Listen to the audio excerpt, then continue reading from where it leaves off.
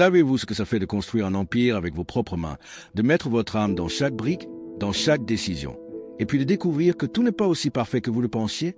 C'est l'histoire d'Eva Thompson, une femme exceptionnelle qui a révolutionné l'industrie automobile de luxe.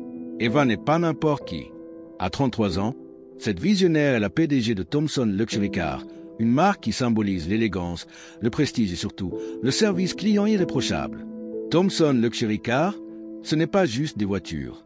C'est une promesse de qualité, d'excellence et de respect envers chaque client qui franchit les portes d'une concession. Eva répétait souvent, peu importe qui vous êtes, d'où vous venez ou à quoi vous ressemblez, chez Thompson, vous êtes traité comme de la royauté. Belle philosophie, n'est-ce pas?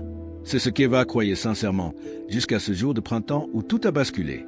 Imaginez-vous dans son bureau au 50e étage, avec vue sur Los Angeles. Une pièce élégante au ton neutre, où chaque objet respire le luxe discret. Eva, comme chaque matin, parcourt son courrier. Parmi les lettres, une enveloppe simple, presque banale. À l'intérieur, des mots qui vont ébranler les fondations de son empire. Une cliente, Madame Florence, une femme noire, raconte en détail comment elle a été humiliée dans une concession Thompson. Ignorée par les vendeurs, questionnée sur sa capacité financière, regardée avec suspicion. Tout ça pourquoi? La couleur de sa peau. Cette lettre, écrite avec dignité et sans colère excessive, frappe Eva en plein cœur. Comment cela peut-il se passer dans ces concessions? Comment des employés portant son logo peuvent-ils trahir les valeurs qu'elle défend depuis toujours? Pour Eva, c'est plus qu'une simple plainte client. C'est une remise en question de tout ce qu'elle a construit. La lettre tremble dans les mains d'Eva. Une sensation de chaleur lui monte au visage, un mélange de honte et de colère. Elle la relit une deuxième fois, puis une troisième, espérant presque avoir mal compris. Mais non, les mots sont là, implacables, décrivant une réalité qu'elle n'aurait jamais imaginée dans son entreprise. « J'ai travaillé trop dur pour laisser passer ça », murmure-t-elle pour elle-même. Eva n'est pas étrangère aux obstacles. Fille d'immigrants, elle a gravi les échelons à force de détermination et d'intelligence. En créant Thompson Luxury Car, elle voulait justement briser les codes d'un secteur dominé par des hommes blancs et des traditions dépassées. Et voilà qu'elle découvre que sa propre entreprise perpétue ces mêmes préjugés qu'elle a combattus toute sa vie. Son premier réflexe est d'appeler le directeur de la concession de Los Angeles pour exiger des explications. Sa main s'arrête à mi-chemin du téléphone. Non, ça ne suffira pas. Les explications seront polies, on lui dira que c'est un incident isolé, on lui promettra que des mesures seront prises. Eva connaît ce discours par cœur, elle l'a elle-même enseigné à ses équipes. Ce qu'elle veut, ce sont des faits, la vérité brute. Dans son esprit, un plan commence à prendre forme.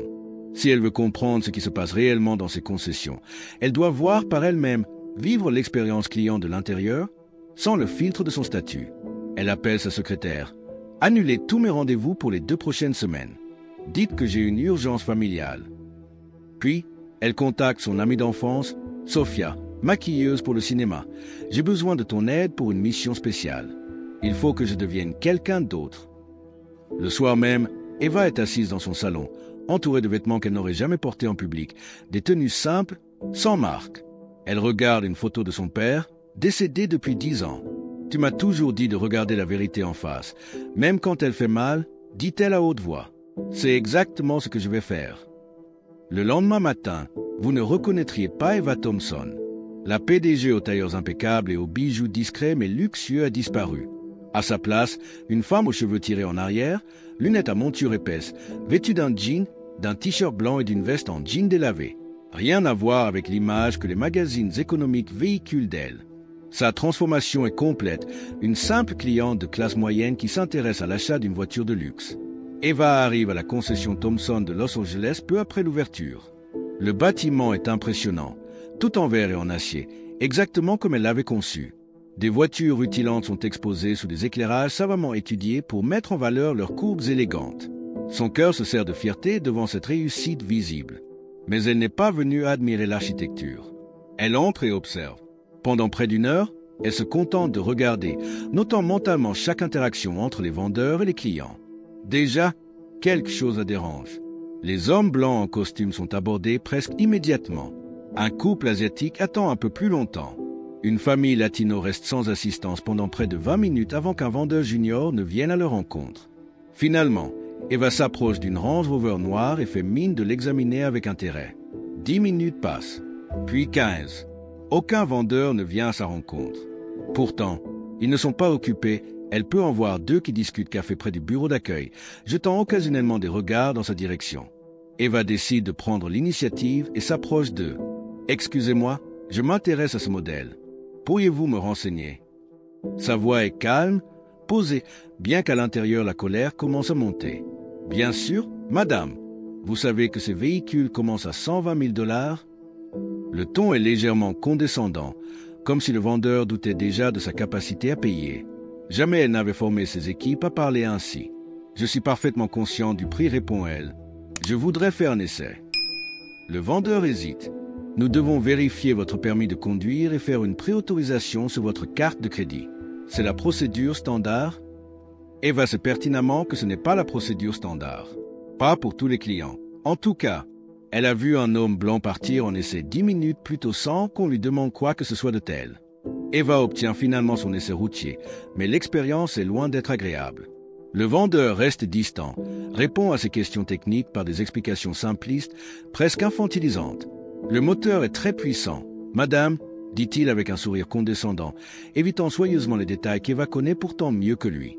À son retour à la concession, elle décide de pousser l'expérience plus loin et demande à voir d'autres modèles, des brochures, des informations sur le financement. « Je peux vous laisser ma carte ?» dit-elle, pour que vous m'appeliez quand vous aurez des promotions. Le vendeur prend la carte sans enthousiasme, la glisse dans sa poche sans même y jeter un œil. Eva est certaine qu'elle finira à la poubelle dès qu'elle aura le dos tourné. Alors qu'elle s'apprête à partir, son regard croise celui d'une jeune femme au bureau des financements. Brune, la trentaine, yeux vifs et intelligents. Sur son badge, on peut lire « Isabelle Martinez, conseillère financière ». Quelque chose dans son expression, un mélange de compassion et de colère contenue, intrigue Eva.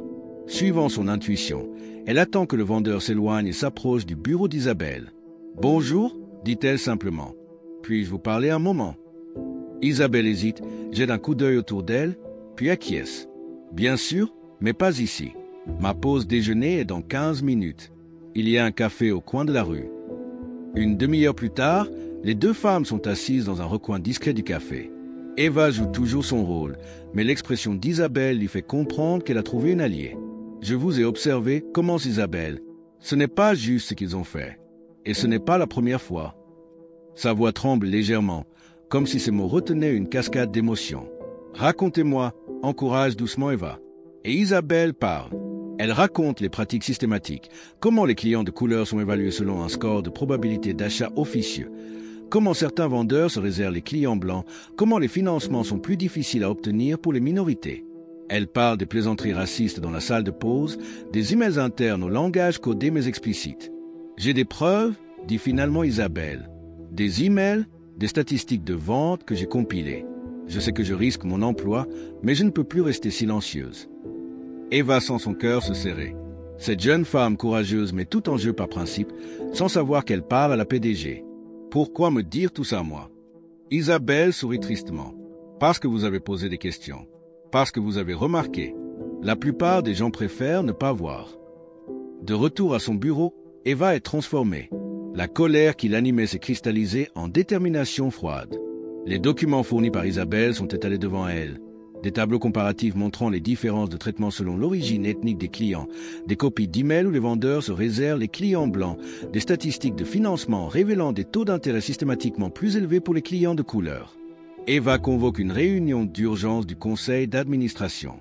Dans la grande salle de conférence au design épuré, 12 personnes sont assises autour de la table en acajou, 10 hommes blancs, une femme asiatique et Eva. La composition même du conseil est un rappel cruel du manque de diversité qui gangrène l'entreprise. « Messieurs, madame », commence Eva, sa voix calme et ferme. « Ce que je vais vous montrer aujourd'hui va vous choquer. Du moins, j'espère sincèrement que vous serez choqués. » Elle fait passer les documents, explique sa visite incognito, décrit les discriminations dont elle a été témoin. Ces pratiques ne sont pas seulement moralement répréhensibles. Elles sont illégales. Elles exposent notre entreprise à des poursuites qui pourraient nous coûter des millions. Mais plus important encore, elles trahissent tout ce que Thomson Luxury Cars prétend représenter. Le silence qui suit est lourd, presque palpable. Puis, les réactions commencent. Certains membres semblent sincèrement horrifiés. D'autres, plus défensifs. « Eva, vous ne croyez pas que vous exagérez un peu ?» C'est Richard Dawson, le plus ancien membre du conseil. Ce sont peut-être des incidents isolés. Nous vendons des voitures de luxe, il est normal que nos vendeurs évaluent la capacité d'achat des clients. Des incidents isolés, répète Eva, incrédule. Avez-vous regardé ces chiffres? C'est systématique, Richard. Peut-être que ces clients étaient simplement moins qualifiés financièrement, suggère un autre membre. Eva sent la frustration monter en elle. La question n'est pas leur qualification financière réelle, mais le fait qu'on présume de celle-ci basée sur leur apparence. J'ai été traité comme une cliente de second ordre alors que je pourrais acheter la concession entière si je le voulais. La réunion s'éternise, les débats s'enflamment. Certains membres soutiennent Eva, d'autres minimisent la situation. Finalement, un compromis est atteint. Une enquête interne sera menée dans toutes les concessions. Mais le lendemain, Eva reçoit un appel d'un ami journaliste. Un article va paraître dans le Wall Street Journal remettant en question ses motivations. Des sources anonymes au sein du conseil suggèrent qu'Eva exagère la situation pour des raisons personnelles, peut-être pour justifier une réorganisation qui renforcerait son pouvoir. La bataille ne fait que commencer. Une semaine passe. L'article du Wall Street Journal est sorti, présentant Eva comme une PDG paranoïaque, peut-être même en quête de publicité. Thomson Luxury Cars, une croisade antidiscrimination ou une lutte de pouvoir, titre l'article. Eva est blessée mais pas surprise. Le monde des affaires a toujours eu cette façon de discréditer ceux qui remettent en question le statu quo, surtout quand ces personnes sont des femmes. Mais Eva Thomson n'a pas bâti un empire en se laissant intimider. Elle a continué à rassembler des preuves, à documenter chaque cas de discrimination dans ses concessions. Isabelle Martinez l'a mise en contact avec d'autres employés qui avaient des histoires similaires à raconter. Ensemble, ils ont constitué un dossier accablant. C'est alors qu'arrive le coup de théâtre. Un matin, en première page du New York Times, discrimination systématique chez Thomson Luxury Cars. La PDG elle-même en a été victime. L'article, signé par une journaliste d'investigation respectée, détaille l'expérience incognito d'Eva et présente une partie des preuves qu'elle a recueillies. Des témoignages d'employés et d'anciens clients viennent étoffer le dossier. La bombe médiatique est lâchée. Les réactions ne se font pas attendre. Les réseaux sociaux s'enflamment, l'hashtag Thomson Discrimination devient viral en quelques heures. Des clients partagent leurs propres expériences négatives. D'anciens employés confirment les pratiques discriminatoires. Certains défendent l'entreprise, arguant que ces pratiques sont communes dans le secteur du luxe. Mais c'est précisément ce point qui fait réagir. Pourquoi le luxe devrait-il être synonyme d'élitisme racial? Les chaînes d'information en continu s'emparent de l'affaire. Eva est invitée à s'exprimer, mais elle décline poliment. Ce n'est pas un combat médiatique personnel qu'elle mène, mais une bataille pour l'intégrité de son entreprise et pour ce qui est juste. Le conseil d'administration, sous pression, se réunit en urgence. Cette fois, le ton est différent. Les membres qui minimisaient la situation sont maintenant sur la défensive. La valeur de l'action Thomson a chuté de 7% en une journée. Les concessionnaires apportent des annulations de commandes. La crise est réelle et ils le savent. Nous devons agir rapidement et de manière décisive, déclare Eva. Je propose une purge complète des responsables. Le directeur général de la concession de Los Angeles doit être remplacé. Je veux un audit indépendant de toutes nos concessions dans les 30 jours. Et nous allons publier un communiqué reconnaissant le problème et détaillant nos actions correctives. Cette fois, le Conseil vote unanimement en faveur de ces propositions. La machine est en marche. Eva sait que ce n'est que le début d'un long processus. Mais pour la première fois depuis la réception de cette fameuse lettre, elle sent qu'elle a repris le contrôle. Eva n'est pas du genre à faire les choses à moitié.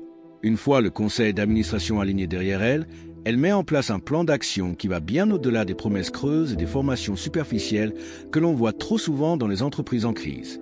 Sa première décision est emblématique. Elle nomme Isabelle Martinez au poste nouvellement créé de directrice de la diversité et de l'inclusion. Personne ne connaît mieux nos problèmes qu'elle, explique Eva lors de l'annonce. Et personne n'a montré plus de courage pour les dénoncer. Cette nomination envoie un message fort à tous les employés.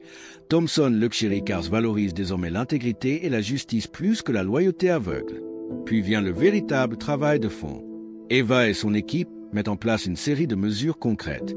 D'abord, des formations obligatoires pour tous les employés, du vendeur au directeur régional.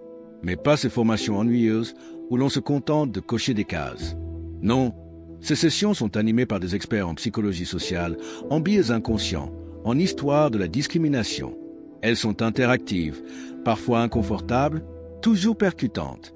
Ensuite, Eva réforme complètement le système de rémunération des vendeurs. Fini les commissions basées uniquement sur le volume des ventes.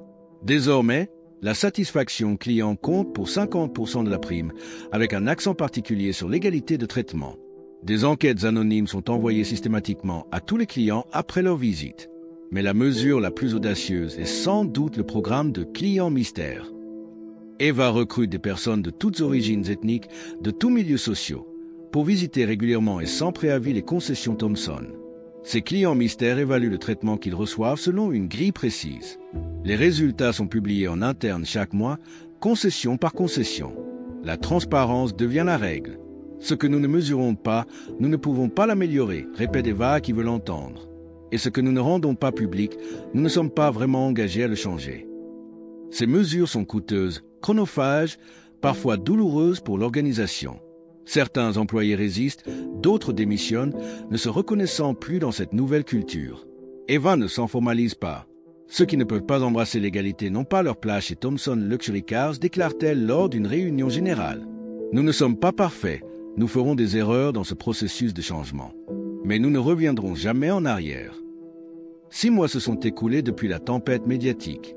6 mois de travail acharné, de remise en question, de changement profond. Et les résultats commencent à se faire sentir. Dans une industrie où les chiffres sont rois, ceux de Thomson Luxury Cars racontent une histoire remarquable. Les ventes auprès des clients noirs ont augmenté de 43% par rapport à l'année précédente. Celles auprès des clients latinos de 37%. Mais le plus surprenant, peut-être, c'est que les ventes globales ont également progressé de 12%. Il s'avère que l'inclusivité n'est pas seulement une question d'éthique, c'est aussi une stratégie commerciale intelligente. En élargissant sa base de clientèle, Thomson Luxury Cars a ouvert de nouveaux marchés que ses concurrents négligeaient encore. Le taux de satisfaction client a atteint des sommets historiques. Les employés rapportent un meilleur environnement de travail, plus authentique, plus respectueux. Le turnover du personnel a diminué de moitié. Il s'avère que travailler dans un environnement qui valorise l'équité renforce l'engagement des équipes. L'impact de cette transformation dépasse largement les murs de l'entreprise. D'autres marques de luxe commencent à s'inquiéter, voyant Thomson gagner des parts de marché précisément dans les segments qu'elles négligeaient. Certaines lancent leurs propres initiatives de diversité et d'inclusion, parfois sincères, parfois superficielles. Les médias spécialisés parlent du modèle Thomson comme d'un nouveau paradigme pour l'industrie du luxe. Eva est invitée à donner des conférences dans les plus grandes écoles de commerce du pays. Elle parle de leadership courageux, de la nécessité de confronter les problèmes systémiques plutôt que de les ignorer. Elle ne se présente jamais comme une héroïne, juste comme quelqu'un qui a fait ce qui était juste, même quand c'était difficile. Les investisseurs, initialement inquiets des coûts de ces réformes, sont maintenant pleinement rassurés. L'action Thomson a non seulement récupéré sa perte initiale, mais a gagné 15% supplémentaire. La marque est devenue synonyme non seulement de luxe, mais aussi d'intégrité et de progressisme. Une nouvelle génération de clients fortunés, soucieux de l'impact social de leurs achats, se tourne naturellement vers Thomson. Nous avons transformé une crise existentielle en opportunité de réinvention, explique Eva lors d'une interview. Ce n'était pas notre intention première, nous voulions simplement corriger une injustice, mais nous avons fini par créer un modèle d'entreprise plus fort et plus résilient. 1 an après la réception de cette lettre qui a tout changé, Eva Thomson se tient devant la fenêtre de son bureau, regardant la ville qui s'étend à ses pieds. Elle repense à ce jour de printemps où tout a basculé, à la douleur et à la colère qu'elle a ressentie. Mais aujourd'hui, ses émotions ont laissé place à une détermination renouvelée et à une fierté tranquille. Thomson Luxury Cars n'est plus seulement une marque de luxe, c'est un symbole de changement et de progrès. Eva a prouvé que l'inclusivité et l'équité ne sont pas des obstacles à la réussite, mais des moteurs puissants de croissance et d'innovation. Elle a montré que même dans les secteurs les plus élitistes, il est possible de faire bouger les lignes, de remettre en question les normes établies. Eva sait que le chemin est encore long. Il y aura toujours des défis, des résistances, des moments de doute. Mais elle est prête à les affronter, armée de sa vision et de son courage. Elle pense à Madame Florence, la cliente dont la lettre a tout déclenché. Elle pense à Isabelle Martinez, à tous ceux qui ont osé parler, à tous ceux qui ont cru en elle. Peu importe qui vous êtes, d'où vous venez ou à quoi vous ressemblez. Chez Thomson, vous êtes traité comme de la royauté. Cette promesse, Eva l'a faite il y a longtemps. Aujourd'hui, elle est plus déterminée que jamais à la tenir, non seulement pour ses clients, mais pour tous ceux qui aspirent à un monde plus juste et plus égalitaire. Et ainsi, L'histoire d'Eva Thompson continue, écrivant un nouveau chapitre où le luxe et l'intégrité vont de pair, où chaque voiture vendue est un symbole de respect et de dignité. Une histoire qui inspire et qui rappelle que le changement, même le plus difficile, est toujours possible.